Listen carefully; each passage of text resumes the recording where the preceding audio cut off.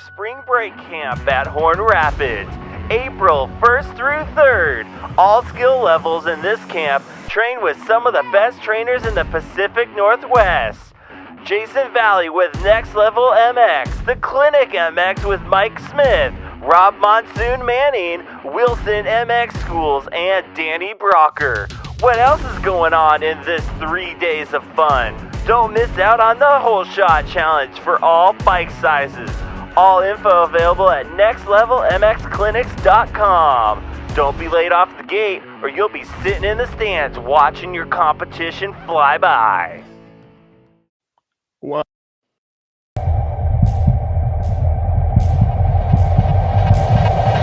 Pacific Northwest Motocross, are you ready for the 30 Plus 2 podcast with Gravy and Gate Drop?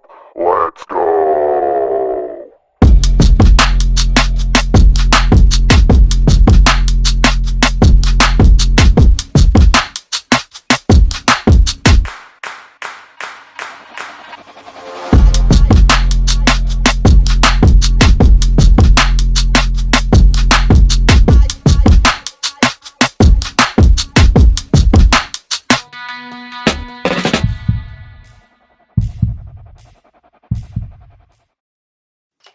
What is up? It's the 30 Plus 2 podcast after Seattle, as Grayson's looking inside his nostril. We'll see if there's any boogers in there.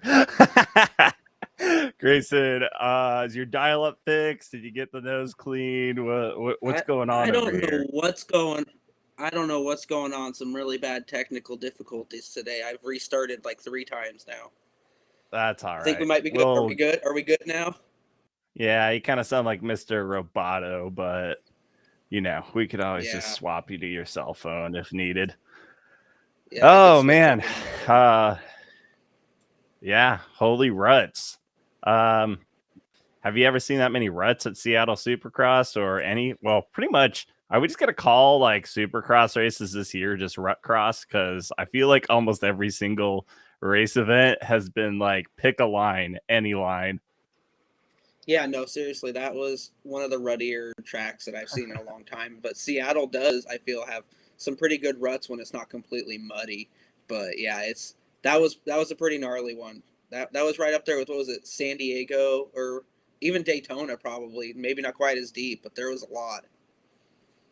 Yeah, I should have pulled some old footage from 05. Do you remember like that whoop section with Carmichael and Wyndham and Stu and all them? That rut that literally went like the football field length all the way across. Like, it didn't get that bad from what I could tell, but still, I don't know how these pros, more props to them, doubling and tripling through these sections. How do you do that? I have no idea, and that's why we're not a pro.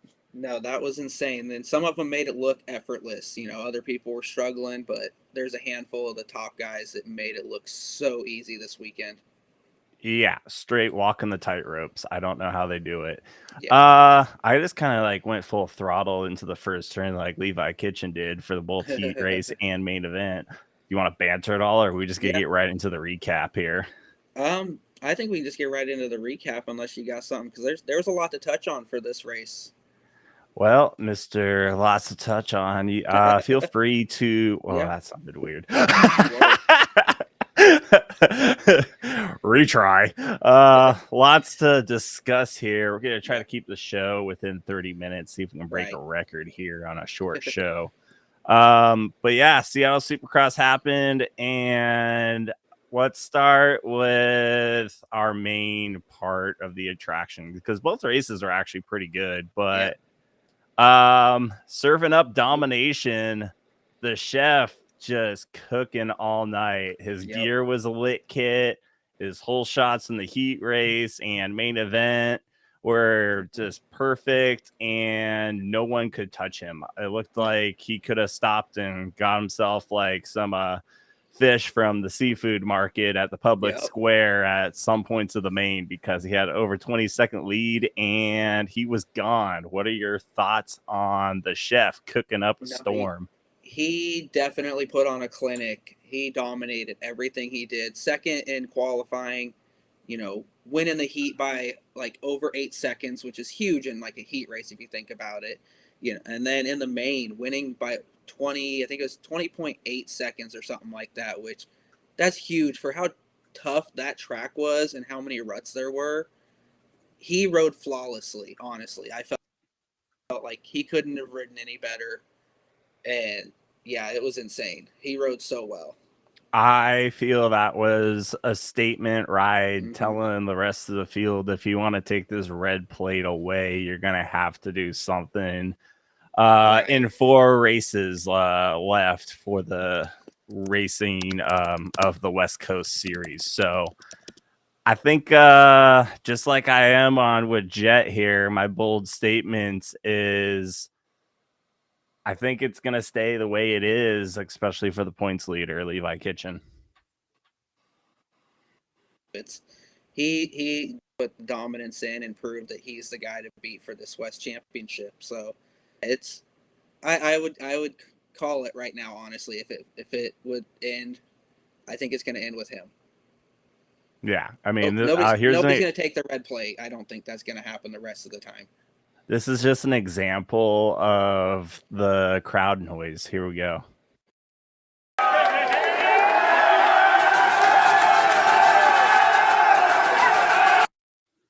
I think that's how everyone felt at Seattle. Every time he went around the corner, you could just hear the wave of sound from the TV. And then many people, I sent a bunch of young journalists out there to Seattle. They took the ferry over there. And yeah, it was loud. I'm pretty sure you could hear them across the bay, because the last time I've heard a crowd that loud for our favorite rider was Villopoto in 09 grabbing the win there. Yep. So. Yeah. Right up there, I feel, with Larry Ward getting it done in 99 too. Like, I was there as a little kid, and I remember that place erupted, because there's nothing like having that local boy win that Supercross race. Yeah, the 12th man is there for Seattle Seahawks, and also there for Levi Kitchen. Anything else to touch on for Kitchen before we talk about all the other riders in the 250 class? I think we touched everything on Kitchen. He rode so well, and I think this is just a sign of even better to come. Dude, that kit, I like that blue. That looks really good. That looks really good on the Kawasaki. So Fox really killed it on there. Should we touch on this guy? Yeah, let's do it. He kind of looked like this after his crash. Julian! I don't know where I felt like I get a little drink around here, do you, bud? Dude, I don't know what happened to Smith there. He swears he was not concussed, but he slammed the handlebars on that first one so hard. If you watch it back, he hit his chest on those so hard, like he wasn't all there. Yeah. And unfortunately, with Classic Smith career, I think this knocked him out of the championship, unfortunately, just like all the other ones. And I don't know why I'm spacing on Smith's first name. Jordan Smith. Jordan. There we go. But yeah, Jordan almost pulled the 2007 James Stewart getting back onto the track. Like when Stewart fell off the finish line, didn't even look, almost murdered like a lapped rider. And I was like, oh my God. And then did you see the footage from someone else? Like he took someone else on the finish line too. Yep. That was insane. Like he was struggling just to get across the finish line. That's for sure. Yeah, it's a bummer that he's out of it. But like I said, I think he was concussed. As much as he wants to deny it or something, I'm not a doctor, but that got dangerous to a point where I'm like, oh my God, I hope he doesn't land on someone or someone doesn't land on him with all the chaos that the track provided here. Yeah, that track was already scary and hard enough. To have somebody who's not quite 100% out there is kind of scary for everybody. Yeah.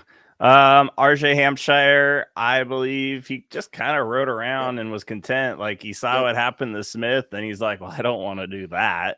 And he had second locked in pretty much the entire time. So he had no reason to push himself like other people were. Well, to me, I think he's looking big picture too. Like, okay, well, this is obviously Levi's house. Levi's got it under control. Why don't we settle for a second? We're only 8 points back with 4 rounds to go. Let's serve up a battle at the next round, which happens to be next weekend at St. Louis. I know Levi said in a post-racing interview that he was going to go to the beach, and then he realized that it was a West round for St. Louis, which is kind of weird, but it is what it is. The schedule is kind of wacky, especially with one of the showdowns, I think. I don't know if it was, Nashville or if it's Foxborough.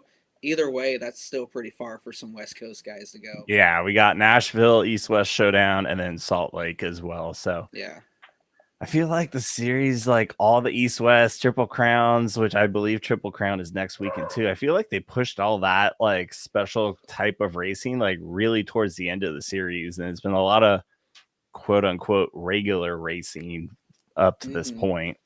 I think it is too. I think they did that on purpose a little bit because I feel like once you get past the halfway point or past Daytona, you kind of start to lose like viewers sometimes, I feel. So they're probably trying to spice up the later half of the season a little more now. Yeah, WrestleMania is going on upstairs right now. What do you have in your laundry list of notes? Because you took more notes than me. I kind of napped all day. No, what I observed was Joe in the heat couldn't really take the pressure from Smith, I believe it was. Couldn't stay up, crashed twice, I believe, or was that in the main? I can't remember. No, that was the heat race.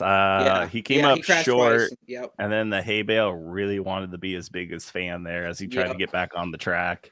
No, that he's struggling. I'm hoping he finally figures out that Honda because he's still riding really well. He ended up with the third on the night, which is great. There's nothing bad about that, but he's supposed to be one of our top guys that's, winning and being consistent, and he's not quite there right now on that Honda, and hopefully he finds it soon. I feel like he rebounded really well, though, after having the rough night. I think he'll get he'll get on fire for the outdoors. I feel it will be VL, Kitchen, Hampshire, and Shimoda for the outdoors. That will be my Fantastic Four. I think you're pretty spot on for that for the most part. Yeah. I'm not recalling anyone else. Oh, Deegan, of course. So I guess five guys, burgers and fries. So forgot about Deegan. 1 week away from East Coast, and I already am like, who?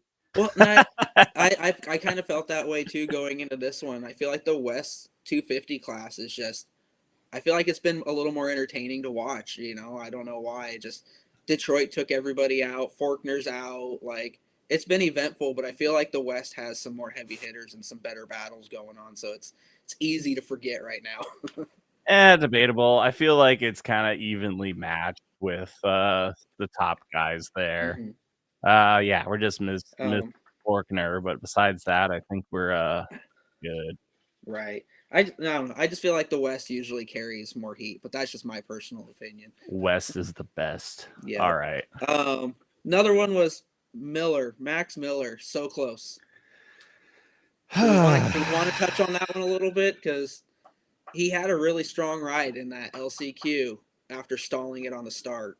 So I don't know. It was a rough night for the local boys though too. So this is how I feel when he went outside in the heat race.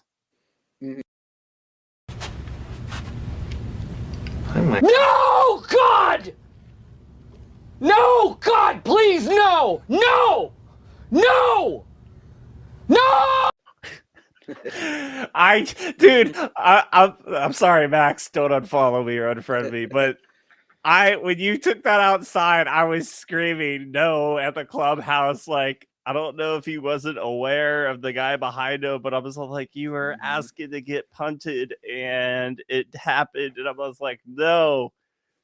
And then he stalled it on the gate for the LCQ, and I'm just like, why don't we have electric start? Seriously though, those Suzukis need to catch up and get on board. It's that hurt Roxon and Max yesterday. That made me cry. I literally shedded a tear. Because we all love our Northwest riders, and Max rode fantastic in the LCQ, but I'm just like, that would have been great in the main. Yep. Yeah, I also felt the other guys who kind of struggled. Unfortunately, don't know if you saw Ryder Fisher on Race Day Live got a lot of coverage. He got TV time. But then also went over the bars in the whoops, unfortunately, Ooh. live TV. So Hold the chiz. that was a bummer. He was looking good though too. So that was a rough one. Was it Spangle had some bike issues in the first heat, and so I was I was watching for him, but then all of a sudden they didn't report on anything. It didn't say DNS on the LCQ, so didn't really know what was going on until I saw him post something. I think it was earlier today or yesterday saying he had bike problems. So I'm tempted to ask Spangle because he's been having some issues with Yamahas. Like, I know he's a diehard Yamaha guy, but what if we switch brands and take a chance? That's my only question I have, because it seems like if it's not a bike issue, unfortunately, it's someone crossing or rolling a jump and Spangle's just wrong place, wrong time. Duran cut his finger almost off, which was, I don't know how he did that. I didn't pay attention too close to his post, but I know he was riding with almost a nub for a finger. So shout out to him, also one of the oldest riders out there. Yeah. So he was throwing it down in the heat race and LCQ, and then Chris Howell I saw was out there. He made the night show for the heat race, and then the only one that really, besides Kitchen, because he's top tier, Ryan Brees, that LCQ in the 450 class was hectic, and I was getting really nervous on who was gonna get knocked out, because Chiz was gonna chiz until he turned into Nitro Circus in the rhythm section and tried doing a front flip. And then I don't know, Vince Freeze was actually pretty calm. He didn't go full honey badger out there. That was my factor in that one. I was worried about was Vince gonna start throwing some elbows out there, and we were gonna see a conflict, between Brees and him there on that last lap. But I think Brees realized he's where he needed to be, so he didn't need to try and push him anymore. Yeah. Anything else left in the 250 class as I segued to the 450s? The only thing, I just thought it was kind of funny, the Star added another rider to their list, Moseman, this weekend. To touch on he's the fastest qualifier. Great eye. Yeah, exactly. But, like you said, Seattle's the home of the 12th man, so why not Star add another rider to their list? 12th rider. Riders. Yep. Their 12th rider, 12th man. I think that's what they were going for this weekend. Yeah, it's great to see him back, and I kind of like that. He rode well. I like that 76 logo, font on everything on that bike. I'm like, ooh. He rode well though. You can't be mad at how first race back. Yeah, obviously qualifying he was in the B practice, smoothest track. He was able to get some quick ones laid down first. So I did not have any high expectations. So whatever he got, I was like, cool with that. Yep. But yeah, no, I think that's all I got for that. But Kitchen just dominated and showed them how it's done. Serving it up. Yep. What's not serving up right now, especially in my fantasy, I don't even look at it anymore, but I got snaked by Eli Tomac again. I put him in my top 5 and he got, I believe, 6, but this is what I see when I go to my fantasy points. This is fine. I'm okay with the events that are unfolding currently. That's okay. Yeah, that's my own fantasy points. They're just constantly just that's where I was until a couple rounds ago, and I've actually just given up on it. I'm like, it makes quit. I haven't even submitted the last 2 weeks just because it makes it more stressful on me because how terrible I'm doing, and I want to enjoy watching these races. I literally pick and then close the app, and I'm all like, I don't even remember what I picked, but we're just gonna put Jet on top and roll the dice like that, and maybe we'll get we'll get a doubles or whatever. I ain't no gambler, right? But yeah, I'm stamping Tomac is O2 McGrath, and that's it. Yep. He's just there. He's for the fans, but just like an O2, not making any more wins. Next year. You think he's going to come back next year? I think he retires after Salt Lake. You think? Yeah. I don't think he's going to want to go out without a win. Like that. I don't think he's going outdoors. I don't think he's going outdoors, but I feel like he's going to come back next year. I don't think he's going to be happy if he doesn't at least get a few wins before the end of the year. I mean, yes, I did say I think last weekend Jets gonna win all the way out, and then I got proven wrong. Yep. But he rode well though. Jet rode still really Yeah. well. He was, I think, honestly one of the fastest guys on the track, even though he was a he second and a half made quicker than everyone. Yeah. And then he tried to go through Cooper Webb, and Yep. that doesn't really work. Well, he wasn't looking ahead, kind of like the last time they did the similar things when he ran into Vince Freeze. He wasn't looking ahead where his line was going. You know, but maybe he didn't think he was gonna. He didn't think he was gonna get up on him that quick. Well, riding off the coattails of JT and Mathis, he said in his post-race interview that like he was trying to hit Cooper harder to make the pass. But I don't understand that tactic. I would have just paused and waited like to come around the following lap, because obviously he had them like handled. And to me, it just looked like a little bit of all like, oh, I can just move anyone out of my way. And then you hit a brick wall and fall over. And then he got stuck behind a lapper, and then he just kind of mailed it in the rest of the race because, you know, he's looking at the points and he still has a fairly good points lead. I know it got chopped down to 16 points, but 6 rounds left. I mean, he could mail it in still. Yeah, if he just hits his marks, he doesn't even have to go out and win. If he can stay consistent and just not make the rookie mistakes like he's been doing, he doesn't need to go out and push it. So if he gets one more win, he'll be fine. If Cooper gets like first all the way through, he can go second up to one more round because the 3 points per each. But I was Sexton jumping back in there, and then even though Roczen's so far behind, you never know with Kenny.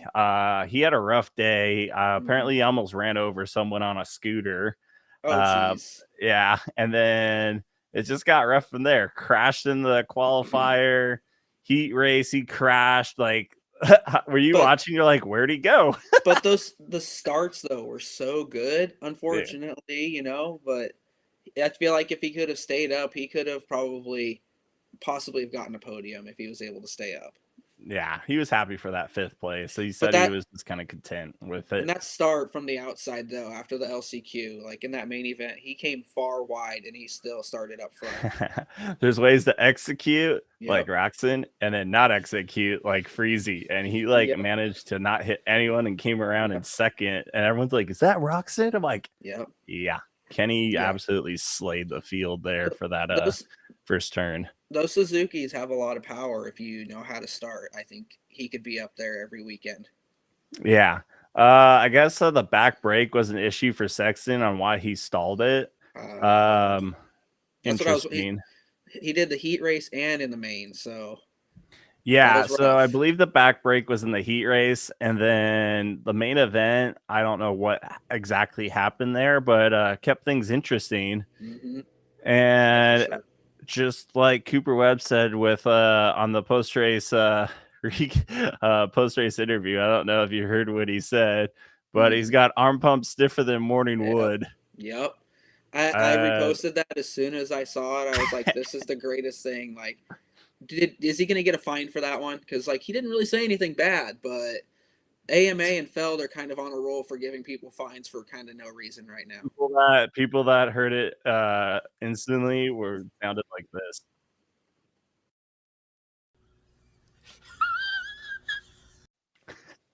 Seriously, though. For real. I didn't catch it, like, the first time because we were in the clubhouse at OPMC. Then I, like, went back and I was like, what? Okay. That was a thing. That was great. Like, you don't expect Cooper to say something like that. That was amazing. I don't know if you actually like go to a lot of his post-race interviews right now, he's pretty loose. He'll just say whatever, just NFGs. That's what I love. That's how I want the sport to get back to. Like, I felt like we had that in the late 90s and it kind of went away, and when Dungey and Carmichael and everybody came in and were really serious, but now we're finally getting back to having a good time and saying what actually comes to your mind. Yeah. That's it for notes for me. And we're at 25 minutes. We're probably gonna do Right. only 30 Yeah, minutes here. we're almost there. The only thing that I thought was really cool was watching Jet jump the wall too. Like I know he didn't- Cooper started yeah. getting it too. Yeah, Cooper finally did it, but watching Jet do it, he was so fast. I felt like if he would have just, looked a little further ahead a couple times, he could have been up front and caught them. And Oh but man, yeah. since I'm really good with my memes right now, Peter Parker is Dirtworks, and this is Jet Lawrence saying, "Oh, you're giving me a challenge here on the wall."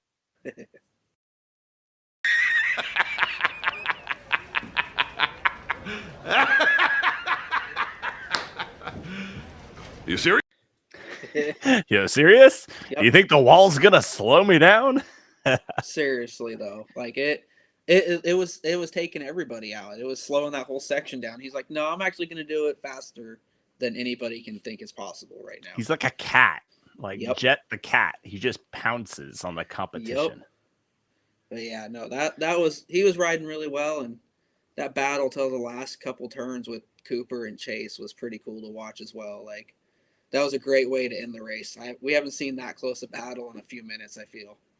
Kind of reminded me of 2011 with Kennard and Dungey at Houston, like right at the finish line. Kennard squeeses Dungey out. Like I was kind of hoping that Sexton, look at all my references I'm just hitting. I was kind of hoping like 05, like Grant Langston to Alessi at Hangtown, just like chucking the bike at him to get to the third to last. Like, whoopah! No, that was amazing. That was really cool to watch. Those two. They kept it pretty so clean, well. and now we know we just need Jet to get at least a 12th place start on a ready track, and that's how we get great racing. But yeah, no, it was Seattle gave us a great show that night. I feel like it's been my favorite race of the year so far. It wasn't really that muddy either. They Dirtworks did a great job on keeping the track covered for what they needed, and it was not a complete San Francisco. I mean, it was kind of similar to like San Diego, but with ruts. Yeah, no, it was great. It was technical. It had your big jumps, ruts. It gave you a little bit of everything that you could possibly want, I feel. Yep. So busy season's coming up. I'm sorry, but I'm gonna make you sad unless you want to just run the show next week till alone. But I got to take a break because we got spring camp. If you saw in our intro coming up, I'm going straight from Woodland this weekend to Horn Rapids, and then I'm there for a solid 7 days. Come back for like 3 days, and then turn around and go back for the area qualifier. And then Washougal starts Thursday nights in there. And then Moto Pacific is coming around in May. It's getting busy here in the Gate Drop compound. Time to start putting in that 2-week notice at Freddy's now. You're not going to have time for them. I mean, if y'all sign up for media this weekend. Right. Keep it going. Yeah, we got Pac West stuff trickling in. I don't have any signups for spring camp, unfortunately, so we will see what will happen. It's only Monday, though, so right. It's who knows?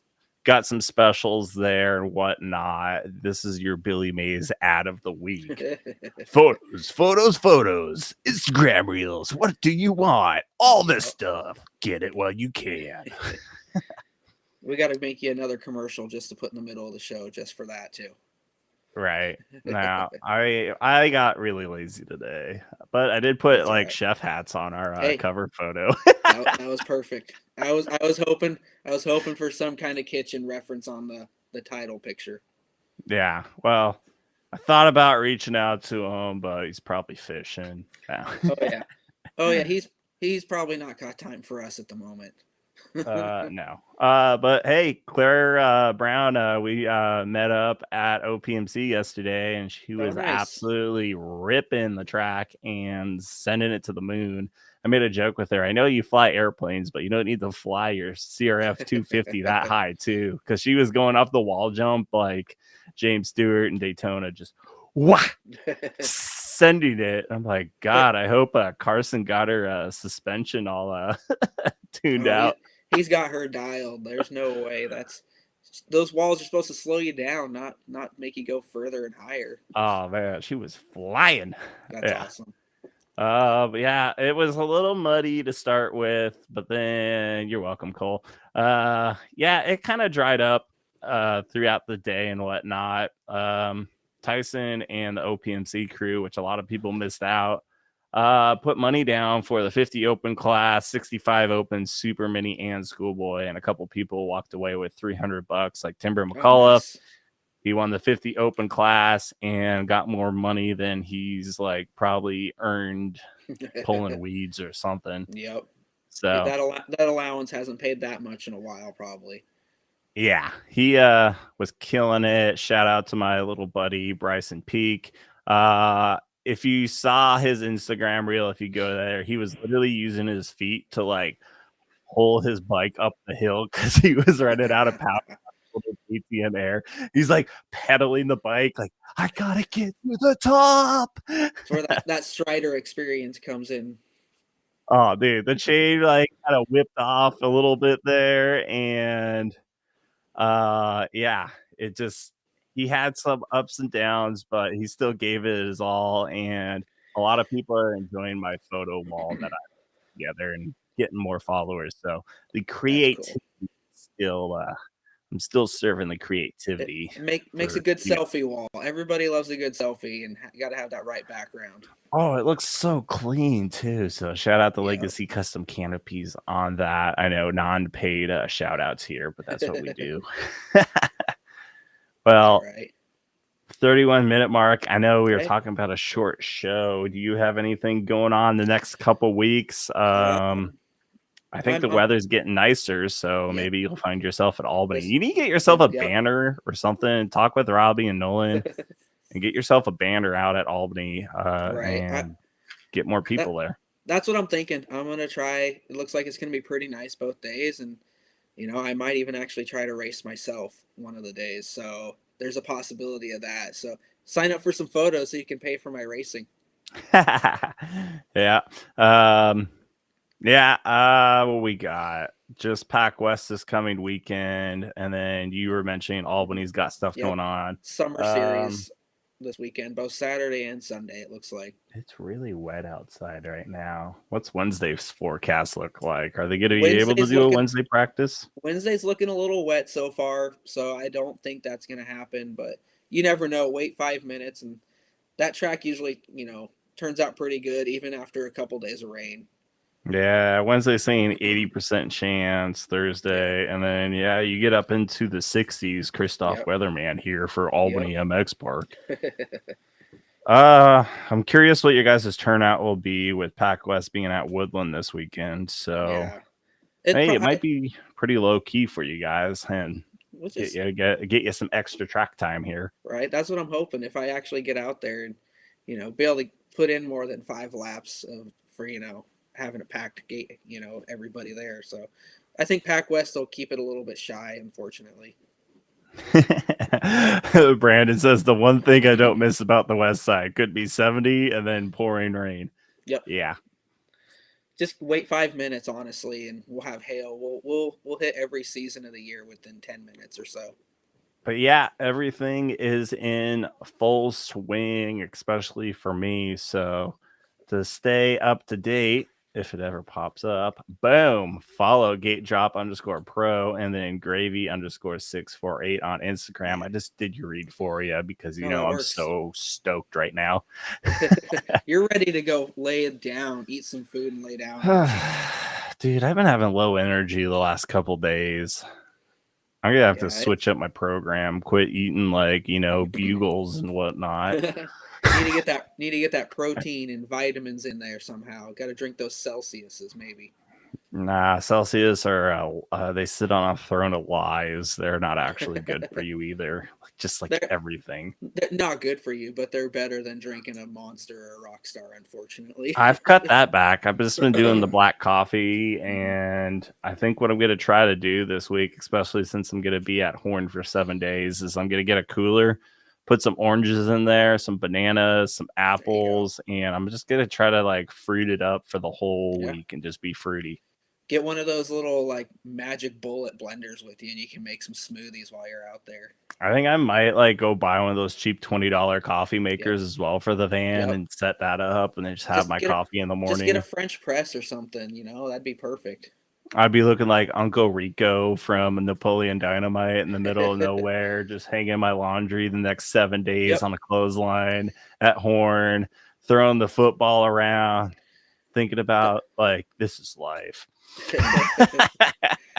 I feel like that's going to be a lot of this year for you, bro. Clotheslines, yeah. I think I might reformat the back of the van since I don't technically ride anymore. So then we'll put more kitchen utensils in there and whatnot. There you go. Gotta have put somewhere for these hot pockets. Sounds like Ajax agrees with that. Yeah, he's quite feisty today. He is. He's spunky. Yeah. Well, quick show today. Next week we'll take it off, and unless you have the passwords, you could just do everything and be like, "Oh, I feel. It's actually really hard." We'll see how I feel. I'm gonna look into how it works and maybe if I can figure it out easy enough. JD says, "Just leave room for Zane's bikes in the back of the van." Okay. Who knows? Maybe we'll be going to Tennessee this year. That kid is certainly on fire for an 8-year-old on a KTM stock 65 with stock suspension and everything. Nice. Let's get M9. Let's get M9 out there working on that bike. Get some nice suspension. Get bro, we don't even need that. He could be freaking running on Flintstone wheels and he'll smoke you. How much better he'll be if he has that, though, Oh, he's already a beast. He runs on pure confidence and gate drop productions. And gummy bears or something. I think Mountain Dew. All right. If you guys want media, hit me up. You know how services at Woodland. It's very spotty. If I don't, okay, this is my quick rant again. If I don't respond to your messages, you may have gone into a spam box, Instagram request box. If I don't respond to you, make sure you let me know while the day is still going. Yeah. Luckily, that was one of the things. Like, I got a rider that accidentally went into the spam box, and luckily I still got photos for him. But yeah, just pro tip: always even if he messaged me, if I don't respond or it doesn't say read or anything, make sure you go back to the classic 2000s where you say, hey. Right. That way communication's key. I had a couple people from that weekend. We were down at Albany and messaged me, hey, did you get pictures of me or anything? I'm like, did you say anything to me? Nope. Yeah. Nope. So I didn't get pictures. So I'm very approachable, especially it's not hard to just racing. Say hi. So that's my only thing. I'm not gonna bite your head off. I'll only do it on the podcast. So he'll be very, very vague on his podcast next week if you irritate. Very vague. Hey, you're talking about me. We do have some guests coming up in the next few weeks. I know Kurt Evans, Down Up Designs, Kurt Evans Cartoons is going to be coming on down the pipeline. I'm sure we can drag a couple of these trainers on here, like Michael Smith. I'll try to get him on here. Sean Wilson will be coming at some point. He's got a busy schedule as well. He's going to beat the record at Horn Rapids and be there for 14 days. Ooh. Versus the 7. So just like, Sean always does, he has to just one-up me, whatever, dude. But definitely going to be clotheslines of clothes at Horn, just strung out all around the parking lot. So, yeah. All right. That'll about do it. Unless you got anything else, Grayson. I'm ready to go eat some more food and go to sleep. Me too. I'm ready. I worked all day. I'm ready to eat some food and lay down. All right. Well, that's a wrap for the 30+2 podcast. I like how my eyeballs are just looking at your screen and I'm never actually looking at you. So that's just how we roll in the compound. Right. And yeah, it's time to go get some food. So catch you guys later. Hit me up if you want media. Hit Grayson up if you want media. The weather is looking great starting not tomorrow, but Thursday. Right. We're getting there. All right. Take care, everyone.